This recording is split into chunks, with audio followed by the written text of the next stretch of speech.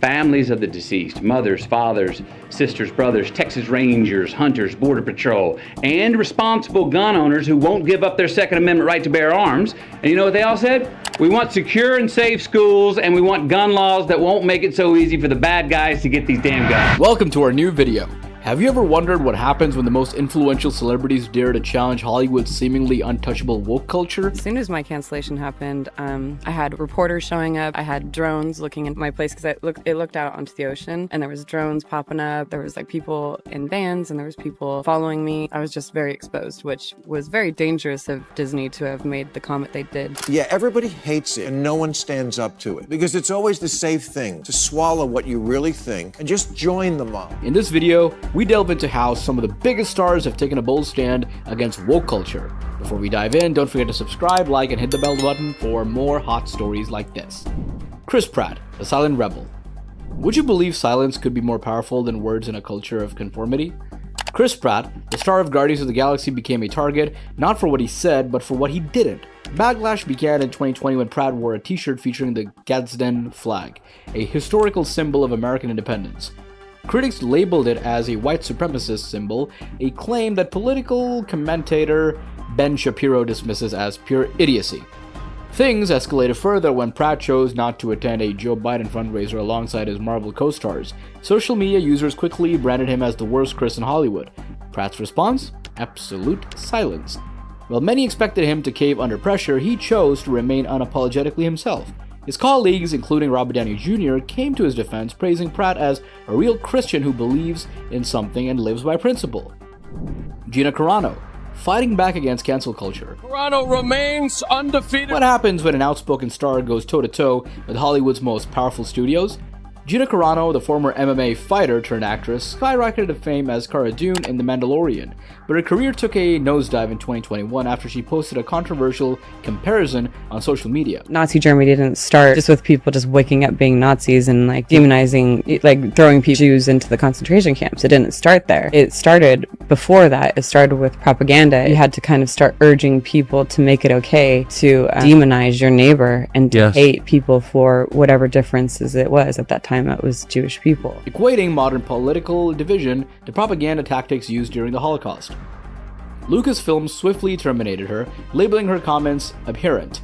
Hypocrisy, however, was glaring. Pedro Pascal, her Mandalorian star, had made a similar Holocaust analogy but faced no repercussions. Don't care how you invoke the Holocaust if you happen to be of a different political persuasion. No. And I pointed out on Twitter right away as soon as this broke that Pedro Pascal, who was your co-star in The Mandalorian, the lead in that show, that Pedro Pascal had put out a Holocaust meme in 2018 in which he not only got the facts wrong, he actually posted a picture from not the American border in 2018 and called it America 2018. He then compared the treatment of migrant children in 2018 to victims of the Holocaust in 1941, which is absolutely absurd on every level. Carano later revealed how Disney's actions endangered her, stating that reporters and drones invaded her privacy after her firing. As soon as my cancellation happened, I had reporters showing up. I had drones looking at my place because it looked out onto the ocean, and there was drones popping up. There was like people in vans, and there was people following me. I was just very exposed, which was very dangerous of Disney to have made the comment they did. What did they say? They said, we do not support Gina. We're not going to work with her anymore based off of her, something about cultural, and basically calling me a racist. Despite losing her Hollywood career,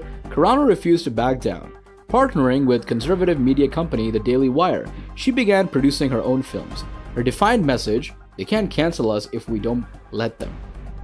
Bill Maher, a liberal critic of the woke left. Can a longtime liberal challenge his own camp without facing backlash?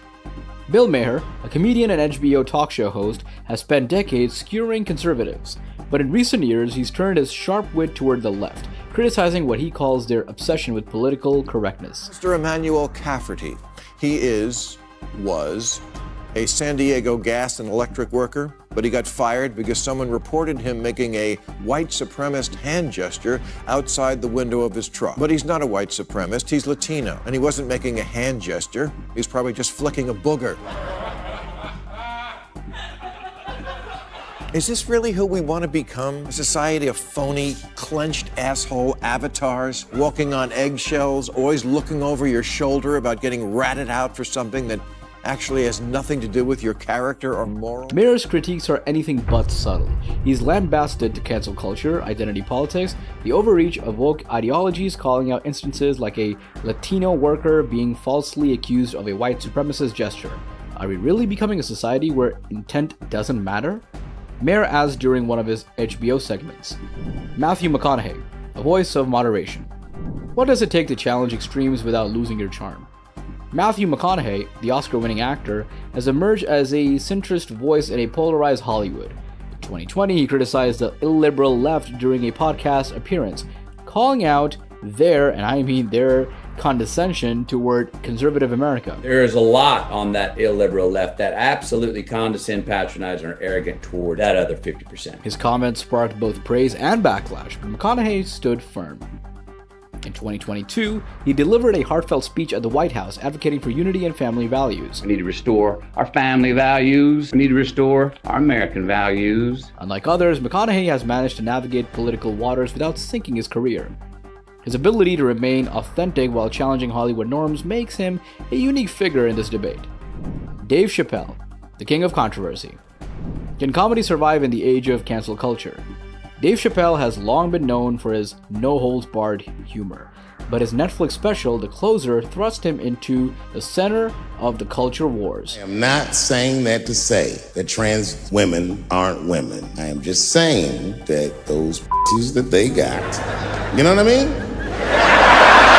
I'm not saying it's not, but that's like beyond or impossible. You know what I mean? It tastes like, but that's not quite what it is. It's not blood, that's beet juice. Critics accused him of transphobia, but Chappelle defended his right to free speech, stating, "In our country, you can shoot and kill a person, but you better not hurt a gay person's feelings." The backlash was intense, with protests and calls to remove his special. Netflix employees walking out of the company's Hollywood office after weeks of internal backlash. If your satire is punching down, you are being a bully. Yet Chappelle refused to back down, stating, "I am not bending to anyone's demands." His resilience has reignited debates about the limits of comedy in a politically correct world. What's your take? So, what do you think? Which part of the video shocked you the most? Drop your thoughts below and don't forget to like, subscribe, and share for more eye-opening stories and insights.